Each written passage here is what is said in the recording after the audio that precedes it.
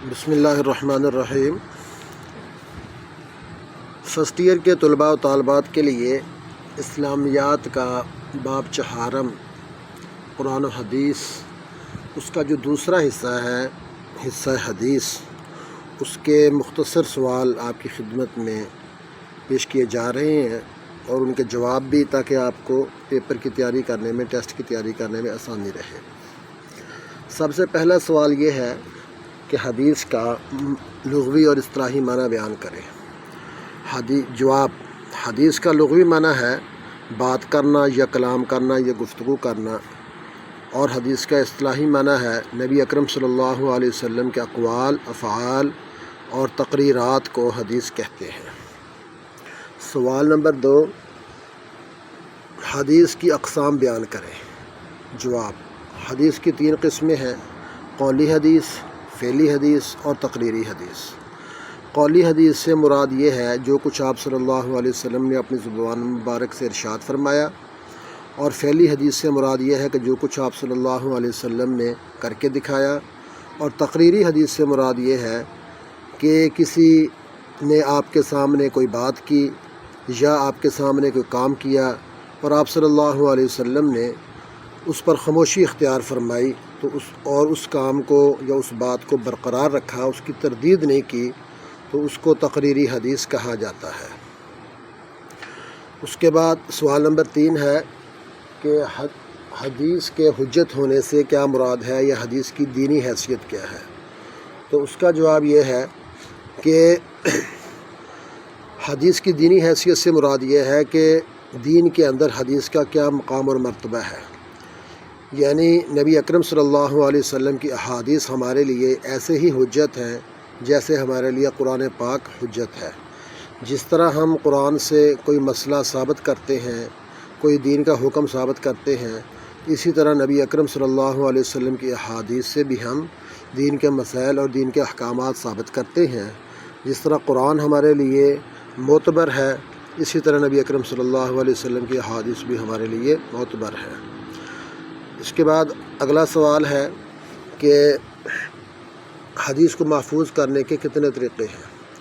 تو اس کا جواب یہ ہے کہ حدیث کو محفوظ کرنے کے 2 طریقے ہیں۔ ایک ہے اس کو زبانی یاد کر کے محفوظ کرنا، اور دوسرا ہے لکھ کر محفوظ کرنا۔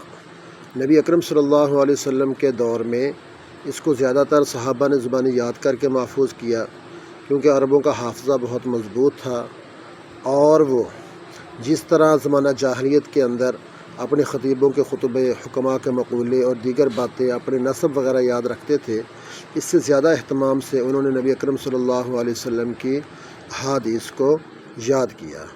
اور دوسرا طریقہ ہے لکھ کر محفوظ کرنا، یہ بھی نبی اکرم صلی اللہ علیہ وسلم کے دور میں اہم چیزوں کے اندر اختیار کیا گیا۔ اس کے بعد اگلا سوال ہے کہ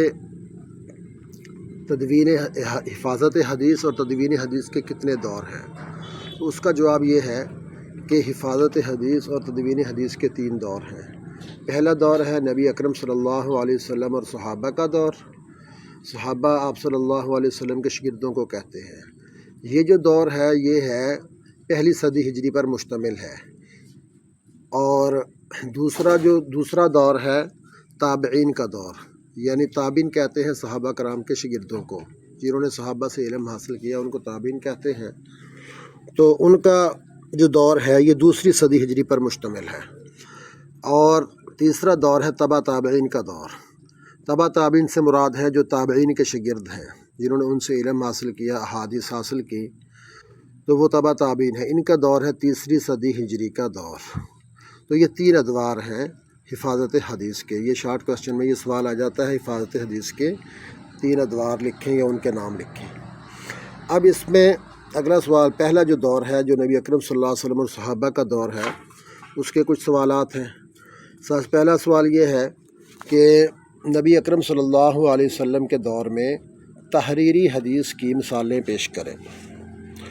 تو اس کا جواب یہ ہے کہ نبی اکرم صلی اللہ علیہ وسلم کے دور کے اندر جو اہم معاملات تھے ان کو لکھا جاتا تھا۔ اس کی سب سے پہلے مثال ہے میثاق مدینہ، کہ جب نبی اکرم صلی اللہ علیہ وسلم مکہ سے ہجرت کر کے مدینہ گئے تو وہاں مسلمانوں، یہودیوں اور وہاں کے جو غیر مسلم تھے ان کے درمیان ایک معاہدہ ہوا تھا جس کی 52 شقیں ہیں، اس کو میثاق مدینہ کہا جاتا ہے، تو وہ لکھا گیا۔ دوسری مثال ہے اس کی صلح حدیبیہ، کہ جب کافروں کے ساتھ سن 7 ہجری میں مشرکین مکہ کے ساتھ مسلمانوں کا معاہدہ ہوا تو وہ معاہدہ بھی لکھا گیا تھا۔ اور تیسری اس کی مثال ہے کہ آپ صلی اللہ علیہ وسلم نے بادشاہوں کو خطوط لکھے دعوت اسلام کے لیے۔ چوتھی اس کی مثال ہے کہ آپ صلی اللہ علیہ وسلم جب مدینہ منورہ گئے تو وہاں پر آپ نے مردم شماری کروائی تھی تاکہ مدینہ کا نظام چلانا آسان ہو، تو وہ کاغذات جو مدینہ کی مردم شماری کے تھے وہ بھی تحریری طور پر یہ چیز موجود تھی۔ اسی طرح مختلف لوگوں کو امان نامے دیے گئے، اور یعنی اگر کوئی آپ سے امان مانگتا تو آپ بعض اوقات صحابہ کو فرماتے کہ بھی اس کو لکھ کر دے دو۔ اور جیسے سراقہ بن جاشم کے لیے تحریر کہ جب نبی کریم صلی اللہ علیہ وسلم ہجرت کر رہے تھے تو یہ سراقہ جو ہے، یہ سراقہ بن مالک بن جاشم، اس نے نبی کریم صلی اللہ علیہ وسلم کا تعاقب کیا اور یہ آپ تک کے قریب پہنچ گیا تھا، تو پھر آپ صلی اللہ علیہ وسلم نے بددعا فرمائی، اس کا گھوڑا زمین میں دنس گیا، پھر آپ کی اس نے معافی مانگی، یہ زمین سے باہر نکلا، 3 دفعہ ایسے ہوا، تو اس کے بعد اسے محسوس ہوا کہ آپ صلی اللہ علیہ وسلم اللہ کے نبی ہیں، تو اس نے آپ سے امان مانگی کہ جب اللہ تعالیٰ آپ کو فتح عطا فرمائے تو میرے ساتھ اچھا سلوک کیا جائے، یہ بات آپ مجھے لکھ دیں۔ تو نبی کریم صلی اللہ علیہ وسلم کے حکم پر حضرت ابوبکر صدیق نے اس کو یہ امان لکھ کر دی تھی۔ تو اسی طرح جو ہے وہ یمن سے جب آپ نے خطبہ حجۃ الوداع دیا تو یمن سے ایک آدمی آیا تھا ابو شاہ، اس کے لیے بھی اس نے کہا میرے لیے یہ خطبہ لکھوا دیں، تو آپ نے اس کو یہ خطبہ لکھوا دیا۔ اور اسی طرح تحریری حدیث کی ایک مثال صحیفہ صادقہ بھی ہے۔ حضرت عبداللہ بن عمر بن عاص نبی کریم صلی اللہ علیہ وسلم کی حدیثیں لکھا کرتے تھے، تو وہ انہوں نے آپ کی زندگی کے اندر وہ حدیثیں لکھی تھیں۔ تو یہ تحریری حدیث کی چند مثالیں ہیں۔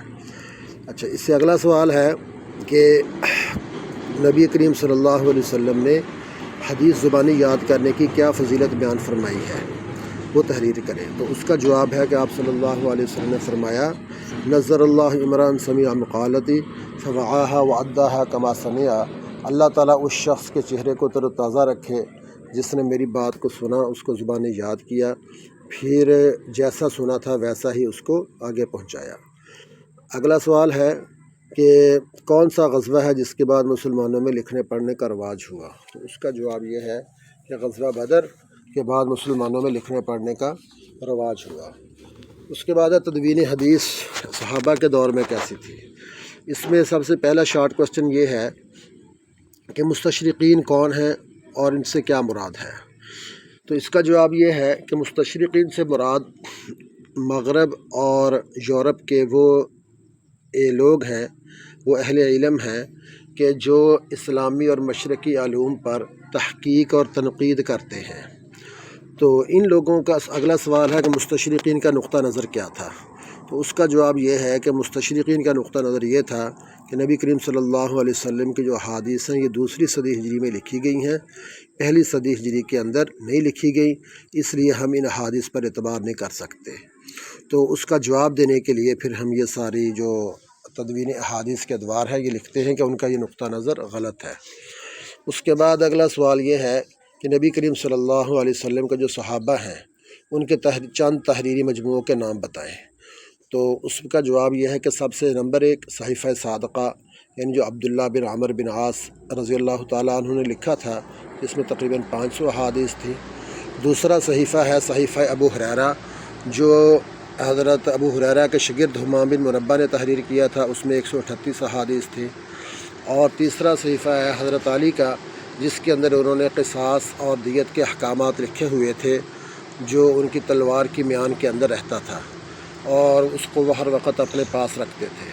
چوتھا صحیفہ ہے حضرت زید بن ثابت رضی اللہ تعالیٰ عنہ کا، جو وراثت کے احکام پر مشتمل تھا۔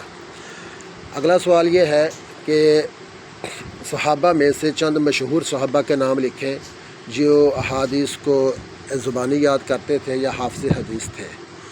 تو اس میں چند نام یہ ہیں: حضرت عبداللہ بن مسعود، حضرت عبداللہ بن عباس، حضرت جابر بن عبداللہ، اور اسی طرح حضرت عبداللہ بن عمر، حضرت عبداللہ بن عمر بن عاص، حضرت ابو ہریرہ، حضرت عائشہ رضی اللہ تعالی عنہ وغیرہ۔ تو یہ مشہور صحابہ کرام ہیں جو احادیث کو یاد کرنے کا خاص طور پر بڑا اہتمام کیا کرتے تھے۔ اس کے بعد اگلا سوال ہے کہ صحیفہ ابو ہریرہ کی اہمیت بیان کریں۔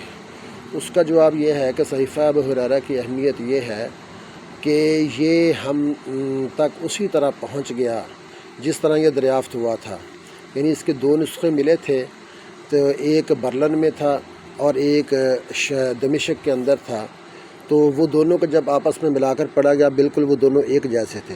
تو جس طرح ابو ہریرہ کے شاگرد ہمام بن منبہ نے یہ لکھا تھا اسی طرح یہ ہم تک پہنچ گیا، یہ اس کی اہمیت ہے۔ اور یہ جو صحیفہ ہے صحیفہ ابو ہریرہ، یہ کہاں پر محفوظ ہے، اس کا یہ سوال ہے۔ تو اس کا جواب یہ ہے کہ یہ امام احمد بن حنبل رحمۃ اللہ علیہ کی کتاب مسند امام احمد میں مکمل طور پر یہ محفوظ ہے، وہاں موجود ہے۔ اور اسی طرح اس کی مختلف احادیث یہ امام بخاری کی کتاب صحیح بخاری کے بھی متعلقہ ابواب کے اندر، مختلف ابواب کے اندر موجود ہے۔ اس کے بعد اگلا سوال یہ ہے کہ نبی کریم صلی اللہ علیہ وسلم نے جن بادشاہوں کے نام خط لکھے تو کیا ان میں سے کسی کے نام لکھے گئے خطوط محفوظ ہیں؟ اس کا جواب یہ ہے کہ دو بادشاہوں کے نام لکھے گئے خط آج بھی محفوظ ہیں۔ ایک مصر کا جو بادشاہ تھا مقوقس مصر، اور دوسرا حبشہ کا جو بادشاہ تھا نجاشی حبشہ، اس کے نام بھی لکھے گئے خط جو ہیں وہ محفوظ ہیں۔ اس کے بعد آگے تدوین حدیث کا دوسرا دور ہے۔